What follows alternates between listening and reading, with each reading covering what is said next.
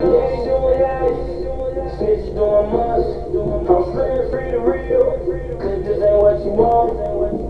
Durk's father was picked up by the feds in May 1993 because he was a high-ranking gangster disciple running a multi-million-dollar drug operation, and the feds told him that they would release him if he snitched on Larry Hoover.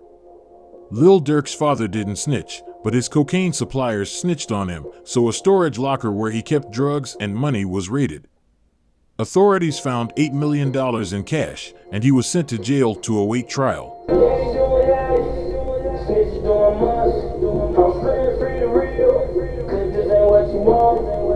On today's show, the Cartoon News Network will read Lil Durk's dad's paperwork and relay the message he sent to OTF members who are cooperating with authorities against his son. Lil Durk's dad is very familiar with the judicial system and the prison industrial complex.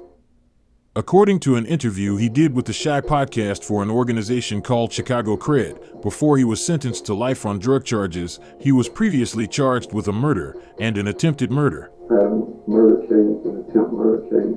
Dante Banks Sr., better known to the world as Big Durk, appears to have turned his life around, found Islam, and changed his name to Abdul Haq, but on May 11, 1993, he was in federal custody at the Metropolitan Correctional Center in downtown Chicago on a jail phone with his then-girlfriend, Monica Bogiel, and his right-hand man, Robert Shipp, who is now known as Amir. When the feds recorded the following conversation about Alton Mills, aka Big O, who is called Dumbo, in this particular conversation, after he threw a kilo of cocaine out of his car window, during a high-speed chase with the police until he was finally apprehended and brought to the police station at 61st and Racine. But here's a fun fact, the kilo of coke was never found. Big O had the candy, right? What Dumbo at? 61st. The fuck is Dumbo doing there? Cause Dumbo was.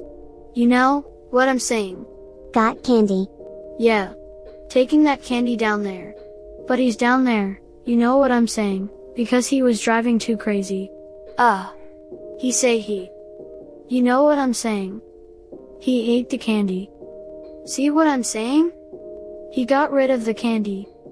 He didn't want no more. So, you know what I'm saying? So I'm waiting for Dumbo to get out. So, I can see what's up with the candy. Did you check on Dumbo? Yeah. I went down there. He's charged with reckless driving? Yeah. You know what I'm saying, so, he could lose it. Who got him? Blue and white? Yeah. I wanna know if I can get the candy, cause he's the only one who know where the candy at, so, I can get it to the kids. Lil Durk's dad was a really big dummy. A really big dummy. 4 days after that phone conversation, on May 15, 1993, the feds busted his storage unit where they found $8 million. Okay, think about it for a second. The feds picked Lil Durk's daddy up on drug charges, and his dumb ass picked up the phone talking about candy, like the FBI couldn't figure out that candy was his code word for crack cocaine, but I digress. Let's pick up the story with the arrest of Alton Mills, aka Big O, but better known as Big Dumbo. According to court documents, the evidence from the suppression hearing indicated that pursuant to a warrant, Mr. Mills was arrested at approximately 5:30 a.m. on September 7, 1993. He was then placed in a squad car to be transported to the federal building in Chicago for questioning. While Mr. Mills was in the back seat of the squad car, one of the arresting officers read Mr. Mills his Miranda rights from a pre-printed form. He then asked Mr. Mills if he understood those rights, and Mr. Mills indicated that he did. The officer then read a waiver of those rights and asked Mr. Mills if he would be willing to sign the waiver. Mr. Mills refused to sign. The officer noted the refusal on the waiver form. At the suppression hearing, Mr. Mills testified that during the drive to the federal building, Officer Grapentian told him that he was facing a potentially severe sentence, 20 years, to life imprisonment. Officer Grapentian also recalled the drive to the federal building in his testimony. He stated that he asked Mr. Mills if he knew the nicknames that his co-conspirators had for him. He told Mr. Mills that they had been referring to him as Big Dumbo behind his back. At approximately 8 a.m., after Mr. Mills had been transported to the federal building and processed, he was interviewed. Mr. Mills testified that he was re-Mirandized by one of the interviewing officers and that he understood his Miranda rights. However, during the interview, Mr. Mills was not presented with the waiver form, nor was he asked again whether he wished to sign it. During the interview, Officer Garpentian showed Mr. Mills a transcript of a telephone conversation between his co-conspirators to confirm that they were calling him Big Dumbo in his absence. It was during this interview that Mr. Mills gave the incriminating statement. During the closing argument, the prosecutor also argued that the jury could rely upon Mr. Mills' statement that he had tossed a half kilogram of crack cocaine out the window of his car during a car chase on May 11th. To support his argument that the incriminating statement was reliable, the prosecutor made reference to a phone call made by Mr. Banks on the day that Mr. Mills was arrested. In the phone call, Mr. Banks discussed with Ms. Bogiel and Mr. Shipp the fate of the gym bag full of crack cocaine that Mr. Mills had with him. The second prosecutor in this case also made reference to the phone conversation. He argued that the discussion of whether Mr. Mills had the candy verified Officer Garpentian's testimony concerning Mr. Mills' post-arrest interview. So, yes, this is another case of self-snitching going horribly wrong, but the snitching in this case is about to go up another level. Lil Durk's own family members helped put his daddy in jail. His blood cousins snitched on his daddy. The defendants were convicted of their participation in a cocaine conspiracy which operated in Chicago from the fall of 1991 through May 1993. The primary organizer of this conspiracy was Dante Banks, who purchased powder cocaine from two suppliers starting in September or November 1991. Most of the transactions were made directly between the suppliers and Mr. Banks, and at least 3 of the deliveries were made directly to Mr. Banks' home. The testimony of the suppliers indicated that these transactions often involved multi-kilogram quantities of cocaine powder and significant amounts of cash. Beginning in March 1993, Mr. Banks began to rely upon Alton Mills to handle the exchange of cocaine and cash with the suppliers.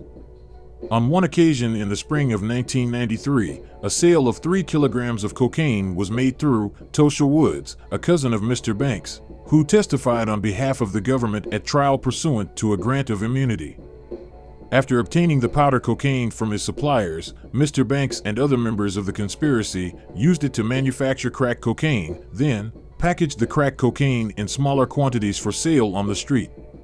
Tosha Woods and her father, James Woods, who testified for the government pursuant to a plea agreement, observed Mr. Banks cooking crack cocaine on the stove in his kitchen during 1992.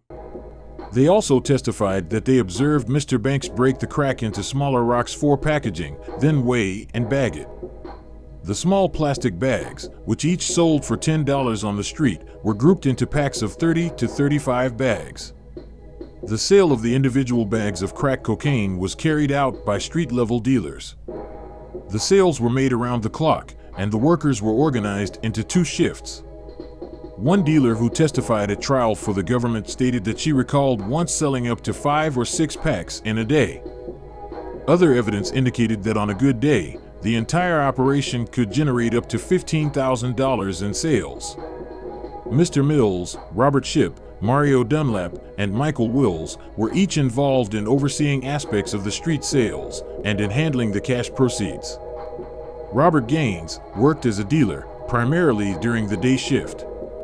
Ms. Bogiel was involved in handling the cash produced from the sales, counting money, depositing it at the bank, and on one occasion, picking up cash at another location at the request of Mr. Banks. According to a Chicago Tribune article originally published on July 15, 1994, a veteran federal judge criticized tough mandatory sentencing guidelines Thursday, as he imposed life sentences on 4 reputed gang members in their 20s for distributing crack cocaine on the South Side. The judge also sentenced 2 others to 30 years in prison each and gave the girlfriend of the ringleader, a 20-year-old mother, a 10-year term. While making it clear the defendants warranted significant punishment, U.S. District Judge Marvin Aspen lamented that the guidelines tied his hands and didn't let him mete out punishment based on the convicts' varying roles in the crime. Defense lawyers said the guidelines also unfairly penalized dealers of crack cocaine more than distributors of powdered cocaine, imposing prison terms 100 times greater for possessing the same amount of narcotics.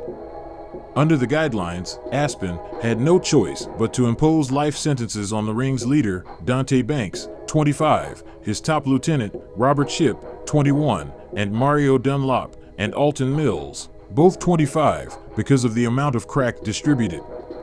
Since the judge determined that the ring distributed some 20 kilograms of crack, the guidelines required sentences of 30 years to life. Other factors, including whether the defendants had leadership roles in the distribution, made life imprisonment the only alternative. By comparison, a defendant convicted of distributing powdered cocaine must be shown to have sold a minimum of 1,500 kilos to qualify for the same sentence of 30 years to life, defense lawyers said.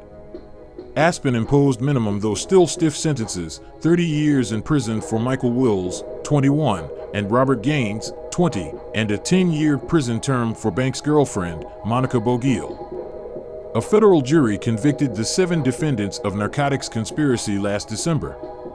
The 2 suppliers, Carneal Simmons, 48, and L.C. Godfrey, 54, testified at trial that they delivered more than 85 kilos of cocaine to Banks from fall 1991 to May 1993, according to Assistant U.S. Attorney Morris Pasquale. Simmons was previously sentenced to 11.5 years in prison and Godfrey to a 9-year term.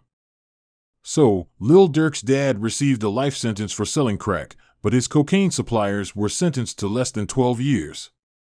Somebody please, make that shit make sense.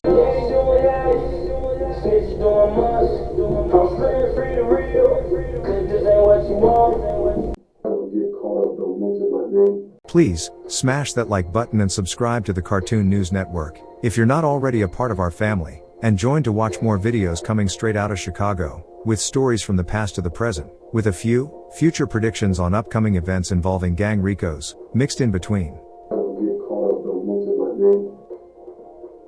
Get down with the gang because Lil Durk and some members of OTF are having a family feud within only the family, so things are going to continue to go crazy around here, but some people need to pump their brakes a little bit. OTF Twin posted a picture of Marlon Kirsch and captioned it, "Pussy wore a wire." And from that, somehow, someway, everybody on the internet jumped to the conclusion that OTF Jam, real name Casey Hester, is a rat. Well, Lil Durk's daddy has a strong message for the rats in OTF, whoever they might be. Don't mention my name. In May 1993, federal agents picked up Lil Durk's daddy as he entered the courthouse to support other gang members that were on trial. The feds intercepted him as soon as he entered the building.